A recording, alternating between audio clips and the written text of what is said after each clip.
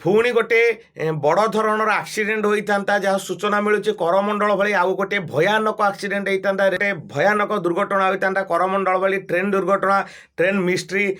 କିନ୍ତୁ ସୋର ଷ୍ଟେସନରେ ହିଁ ଜନଶତାବ୍ଦୀ ଏକ୍ସପ୍ରେସ୍ ଏକ ବଡ଼ ଧରଣ ଦୁର୍ଘଟଣା ଅଳ୍ପକେ ବର୍ତ୍ତି ଯାଇଛି, ଯାହା ଜନଶତାବ୍ଦୀ ଏକ୍ସପ୍ରେସ୍ର ପାଇଲଟଙ୍କ ଉପସ୍ଥିତି ବୁଦ୍ଧି ଯୋଗୁଁ ଗୋଟିଏ ଟ୍ରେନ୍ ଟ୍ରାକ୍ରେ ଆଉ ଗୋଟେ ଟ୍ରେନ୍ ଟ୍ରାକ୍ ଆସୁଥିଲା ଜାଣିପାରିଥିଲେ ଏବଂ ରେଡ୍ ସିଗ୍ନାଲକୁ ଦେଖି ସେ ଧୀରେ ଧୀରେ ଗାଡ଼ି ଚଲାଇଥିଲେ। ତେଣୁ ଜନଶତାବ୍ଦୀ ଏକ୍ସପ୍ରେସ୍ ଶତାବ୍ଦୀ ଏକ୍ସପ୍ରେସ୍ ସାମ୍ନାରୁ ହିଁ ବର୍ତ୍ତି ଯାଇଛି, ଗୋଟେ ବଡ଼ ଧରଣର ଦୁର୍ଘଟଣା ହେବାର ସମ୍ଭାବନା ଥିଲା।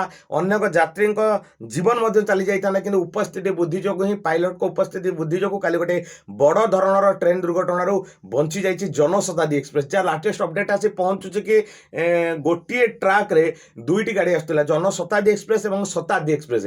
ଶତାବ୍ଦୀ ଏକ୍ସପ୍ରେସ୍ ବିଳମ୍ବରେ ଆସିଥିଲା, ଯାହାର 4ଟା ପରେ ହିଁ ଟାଇମ୍ ଥିଲା, କିନ୍ତୁ ବହୁତ ଲେଟ୍ରେ ଆସିଥିଲା ଶତାବ୍ଦୀ ଏକ୍ସପ୍ରେସ୍ ଏବଂ ସେଇ ଗୋଟିଏ ଟ୍ରାକ୍ରେ ହିଁ ଜନଶତାବ୍ଦୀ ଏକ୍ସପ୍ରେସ୍ ହିଁ ଯାଉଥିଲା। ଜନଶତାବ୍ଦୀ ପାଇଲଟ ଯିଏକି ଉପସ୍ଥିତି ବୁଦ୍ଧି ଖଟାଇଥିଲେ ଏବଂ ଗୋଟିଏ ଟ୍ରାକ୍ରେ ଦୁଇଟି ଗାଡ଼ି ଆସୁଥିବାର ସୂଚନା ପାଇକି ସେ ଗାଡ଼ିକୁ ଧୀରେ ଧୀରେ ଚଳାଇଥିଲେ, ଅଳ୍ପକେ ବର୍ତ୍ତି ଯାଇଥିଲେ ଯାତ୍ରୀ, ନହେଲେ ପୁଣି ଏକ କରମଣ୍ଡଳ ଟ୍ରେନ୍ ଆକ୍ସିଡେଣ୍ଟ ଭଳି ବଡ଼ ଧରଣର ଦୁର୍ଘଟଣା ହୋଇଥାନ୍ତା, ଯାହା ସାମ୍ନାକୁ ସୂଚନା ଆସି ପହଞ୍ଚୁଛି।